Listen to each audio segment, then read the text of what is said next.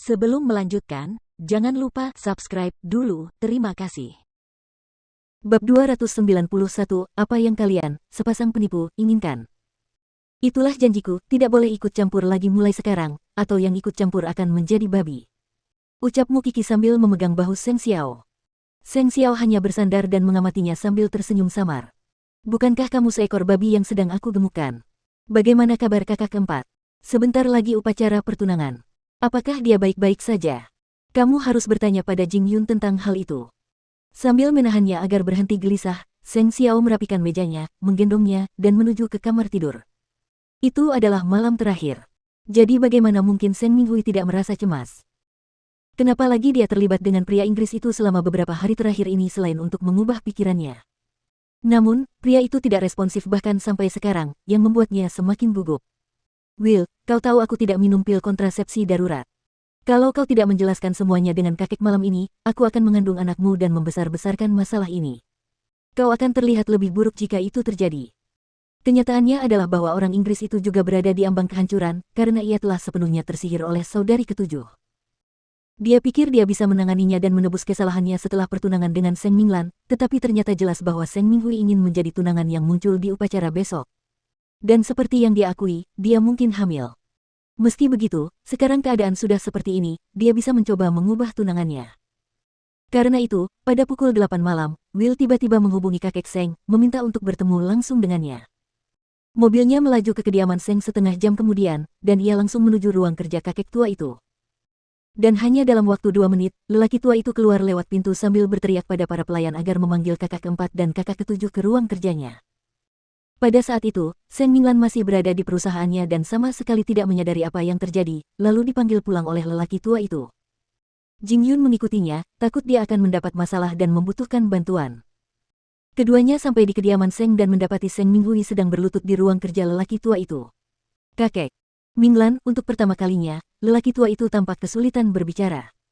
Kakak ketujuh, katakan sendiri padanya.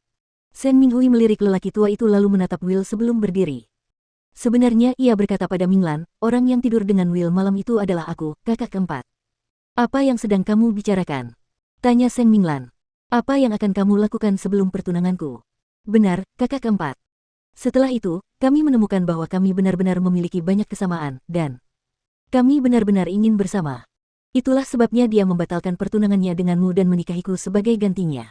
Seng Minglan terhuyung 2 langkah di belakang. Apalagi, besok tunangan Will adalah aku. Sebenarnya, kami sudah bersama selama 2 hari terakhir, kami benar-benar saling mencintai, tetapi dia tidak mengatakan apa-apa karena dia takut menyakitimu. Meski begitu, kita tidak boleh melanjutkan kesalahan ini, itulah sebabnya Will datang untuk mengubah pikiran kakek agar kita tidak membuat kesalahan yang lebih besar. Seng Minglan langsung menamparkan wajahnya saat itu, dan meledak dalam kemarahan. Bukankah itu berarti kau mencuri tunanganku? Kau terlalu banyak bicara dan bahkan bersikap sok mulia tentang hal itu. Dasar jalang. Kakek membiusku hari itu, dan kau bilang kau bersama Will. Bagaimana denganku? Apa kau pikir kita bermain-main dengan pertunangan itu? Undangan sudah dikirim dan semua orang tahu bahwa aku akan bertunangan dengan Will besok. Dan sekarang kau datang begitu saja dan merebutnya dariku. Apakah begini caramu memperlakukan adikmu, Seng Minghui? Minglan, aku sebenarnya tidak tahu di mana kau malam itu, tetapi aku yakin bukan aku yang tidur denganmu. Kau bahkan bisa memeriksanya. Will memprotes, karena sepenuhnya berpihak pada Seng Minghui. Jadi, apa yang kalian berdua penipu inginkan? Minglan, tenanglah. Orang tua itu mencoba menenangkannya, tetapi seluruh tubuh Seng Minglan gemetar. Kakek, Andalah yang ingin saya menikah dengan Will. Anda bahkan membius saya agar tidak ada kejutan dan saya sudah pasrah. Tapi sekarang tunangan saya dibawa pergi oleh saudara perempuan saya. Bisakah Anda tenang jika itu Anda? Tidak ada yang bisa kau lakukan meskipun kau marah tentang hal ini, pertunangannya besok, tetapi jika mereka berdua terus berselingkuh, berita tentang anak haram itu mungkin akan mulai menyebar, bukankah itu akan lebih buruk untukmu? Saya tidak setuju untuk membatalkannya, kakek. Paling buruk, kita bisa mengumumkan semuanya ke publik dan melihat siapa yang benar. Kakak keempat, aku mohon padamu. Aku sangat menyukai Will, dan kau tidak akan bahagia jika kau memaksakan diri untuk bersamanya. Kakek adalah orang yang memaksaku sejak awal. Dia bahkan tidak pernah bertanya apakah aku bersedia, aku tidak akan mundur apapun yang kau katakan. Pertunangan akan terus berlanjut sesuai rencana besok. Minglan, kamu tidak bisa melakukan itu. Nama keluarga kita akan tercoreng, orang tua itu mencegahnya. Apakah mereka masih akan menghormati kita jika kita mengganti pengantinnya besok?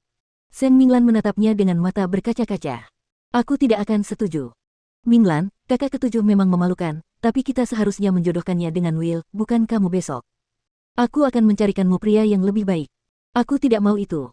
Teriak Seng Minglan putus asa. Lagi pula, kau selalu menyayangi kakak ketujuh, memanjakannya sambil mengorbankan aku setiap saat. Baiklah. Karena hidupku tidak ada artinya, sebaiknya aku mati saja. Sambil berkata demikian, dia mengambil pisau buah di dekatnya dan mengiris pergelangan tangannya. Orang tua itu menjadi takut setengah mati hanya dengan melihatnya. Minglan, oh, anak konyol. Jangan dekati aku.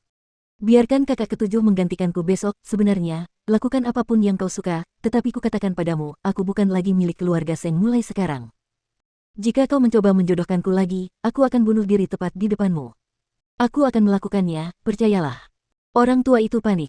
Aku janji apa saja, taruh saja pisau itu. Apa saja, termasuk pertunangan besok. Dengan baik, bebaskan aku jika kau tidak bisa. Atau jangan repot-repot menyelamatkanku. Mengetahui dengan jelas bahwa Seng Minglan sangat tertekan, lelaki tua itu terpaksa melepaskan kendali atas dirinya.